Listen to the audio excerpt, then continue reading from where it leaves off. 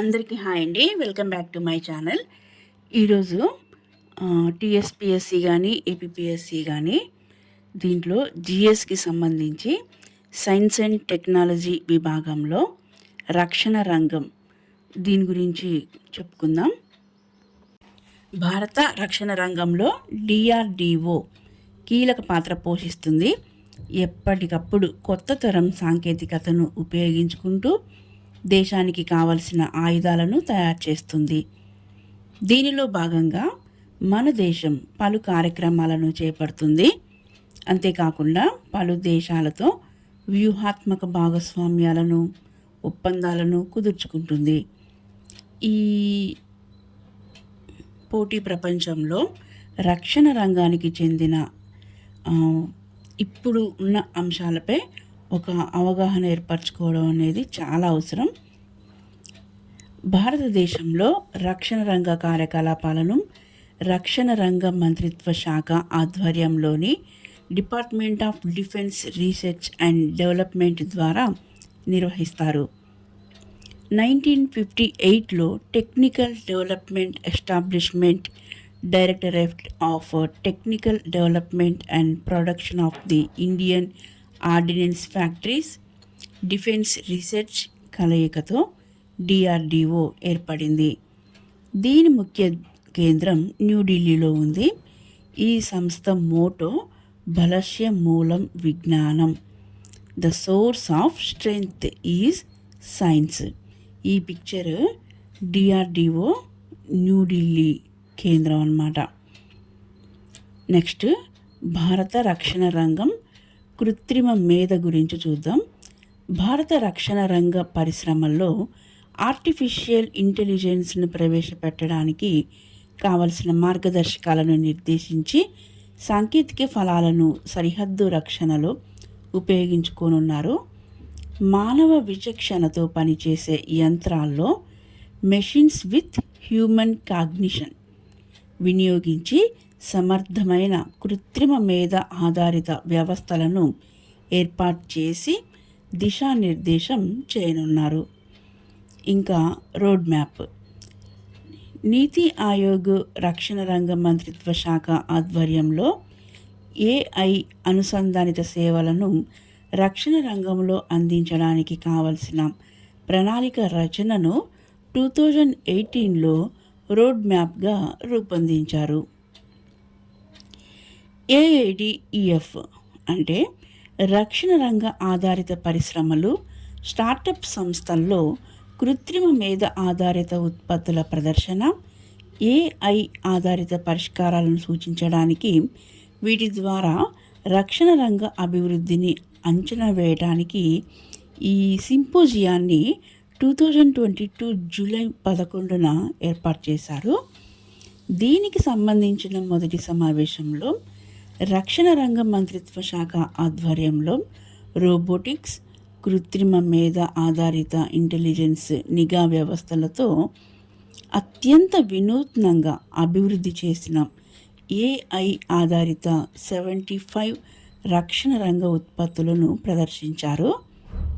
ఇంకా defence artificial intelligence council గురించి చూస్తే భారత రక్షణ మంత్రిత్వ శాఖ ఆధ్వర్యంలో ఏఐ ఆధారిత ప్రాజెక్టులన్నింటికి కావలసిన మార్గదర్శకాలను దీని ద్వారా అందిస్తారు.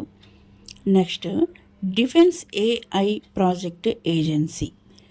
చంద్రశేఖరన్ కమిటీ సిఫార్సుల ఆధారంగా రక్షణ రంగంలో ఏఐ ఆధారిత సేవలను వినియోగించుకోవడానికి బడ్జెట్లో సుమారు 100 కోట్లు కేటాయించాలని డిఫెన్స్ ఏఐ ప్రాజెక్ట్ ఏజెన్సీని ఏర్పాటు చేయాలని నిర్ణయించారు. దీని ద్వారా భారత రక్షణ రంగంలో కృత్రిమమైన సేవలను మరింత విస్తరించాలనుకున్నారు. డిఆర్డిఓ ఆధ్వర్యంలో ఏఐ ఆధారిత పరిశోధన అభివృద్ధి అంటే రీసెర్చ్ అండ్ డెవలప్మెంట్ విభాగం కోసం వివిధ ప్రాంతాల్లో పరిశోధనా సంస్థలను ఏర్పాటు చేయనున్నారు.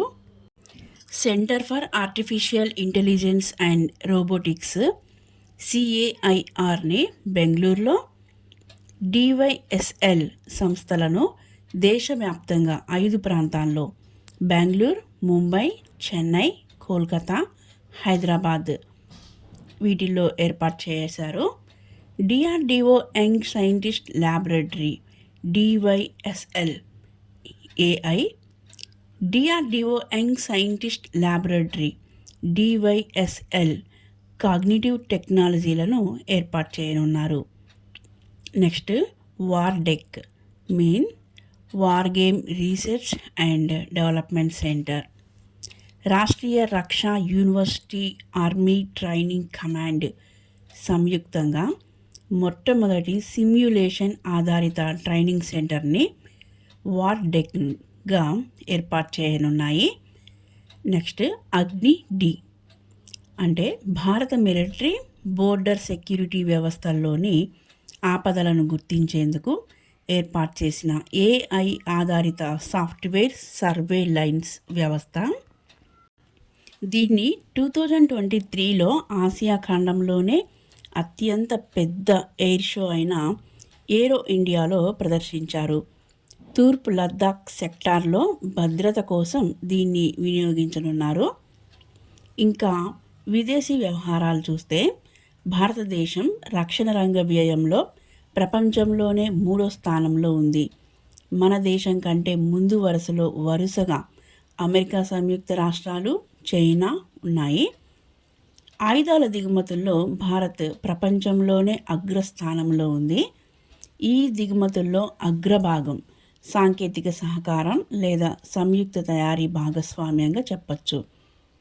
భారతదేశ ప్రస్తుత దిగుమతులు చూస్తే సిఐపిఆర్ఐ అంటే Stockholm international peace research institute ఈ నివేదిక ప్రకారం భారతదేశ దిగుమతులు రష్యా నుంచి 45.1%, ఫ్రాన్స్ నుంచి 28.6%, అమెరికా సంయుక్త రాష్ట్రాల నుంచి 11.1%, ఇజ్రాయెల్ నుంచి 7.7%, దక్షిణ కొరియా నుంచి 2.8%, యూకే నుంచి 2%గా ఉన్నాయి.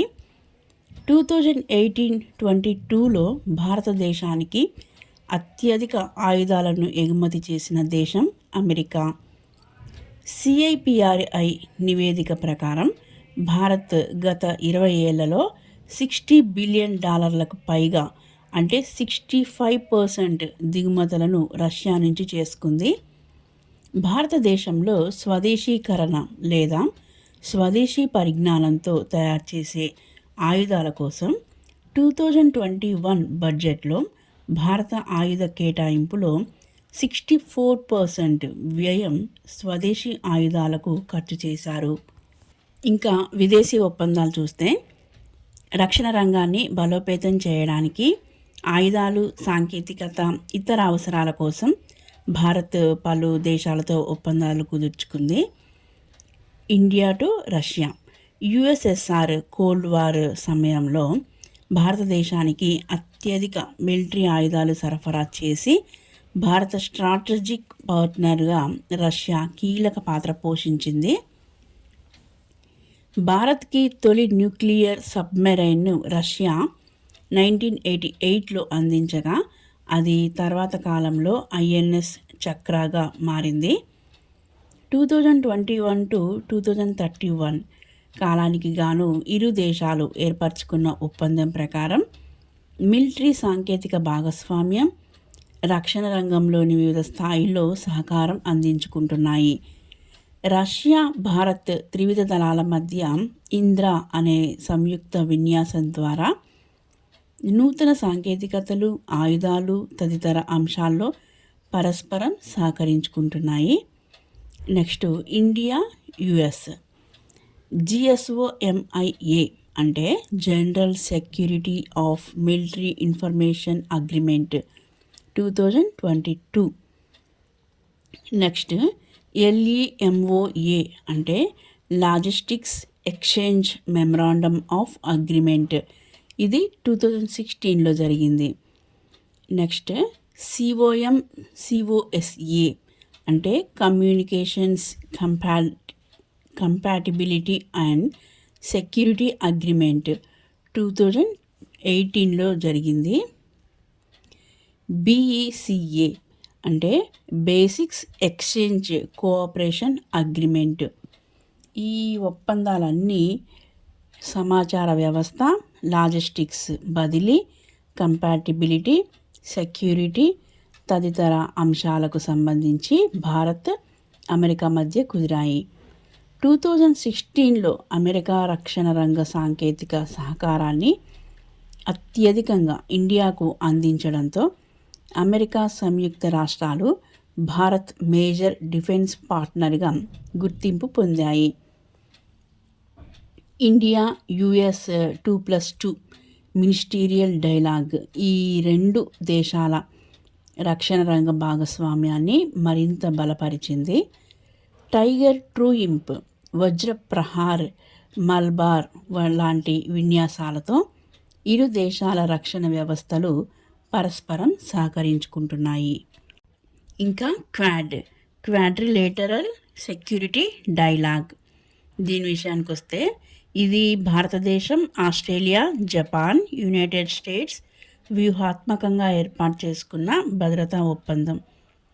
భారతదేశం మొదట స్వదేశీ ఫైటర్ జెట్ అయిన LCA తేజస్కి అవసరమైన GE F404 ఇంజిన్లు అమెరికా సంయుక్త రాష్ట్రాల నుంచి మన దేశానికి పంపించారు. MQ-9 UAV సీ గార్డియన్ ఇది పరస్పర సహకారం కూడా అమెరికా సంయుక్త రాష్ట్రాల నుంచి భారత్కి అందుతుంది. ఆత్మనిర్భర్ భారత్ సాధించే దిశగా మన దేశం పలు కార్యక్రమాలు చేపట్టింది. మేక్ ఇన్ ఇండియా ఒకటి. ఇండియా రక్షణ రంగానికి కావలసిన ఆయుధాలు, పరికరాలు స్వదేశీ పరిజ్ఞానంతో తయారు చేయనున్నారు. ఇండెక్స్ అంటే ప్రైమ్ డిఫెన్స్ ఆధారిత స్టార్టప్ ప్రాజెక్ట్ కోసం దీన్ని ఏర్పాటు చేశారు. ఈ కార్యక్రమం ద్వారా భారత ప్రభుత్వం 1.5 to 10 crores వరకు ఆర్థిక సహాయాన్ని అందించనుంది. శ్రీజాన్ అంటే ఇండిజినైజేషన్ కార్యక్రమంలో భాగంగా దేశీయ పరిజ్ఞానంతో నెలకొల్పే MSMEలకు ఈ పోర్టల్ ద్వారా సహకారం అందించనున్నారు. ఉత్తరప్రదేశ్, తమిళనాడులో 2 డిఫెన్స్ ఇండస్ట్రియల్ కారిడార్లను ఏర్పాటు చేయనున్నారు. ఇవన్నీ విదేశీ ఒప్పందాలు. ఇంకా రక్షణ రంగంలో నూతన తరం టెక్నాలజీ ఏంటో చూద్దాం. ఎమర్జింగ్ సాంకేతికతలైన కృత్రిమ మేధ, సైబర్ సాంకేతికత, 3D ప్రింటింగ్ సాంకేతికత మొదలైన వాటి అనుసంధానంతో భారత మిలిటరీ రక్షణ సంస్థలు మరింత వేగంగా దూసుకుపోతున్నాయి. Next Chanakya defence dialogue. ఈ కార్యక్రమాన్ని 2023లో చేపట్టారు. దీనిలో భాగంగా దేశవ్యాప్తంగా ప్రస్తుత అంశాలపై చర్చలు జరిపి జాతీయ, ప్రాంతీయ స్థాయిలో భద్రతాపరమైన సవాళ్లను నవీన సాంకేతికతల సహాయంతో పరిష్కరించడానికి కావలసిన విధి విధానాలను రూపొందించారు. Next integrated unmanned road map. ఈ కార్యక్రమం ద్వారా భారత నావికాదళంలో మానవ రహిత వ్యవస్థలను అభివృద్ధి చేసి విస్తరించడానికి కావలసిన సమగ్ర ప్రణాళికను రూపొందించారు. ఈ మానవరహిత సాంకేతికత భారత నావికాదళ వ్యవస్థల పరస్పర సహకారం, సంయుక్తీకరణలో భారత నావికాదళ ప్రమాణాలను పెంచనున్నారు.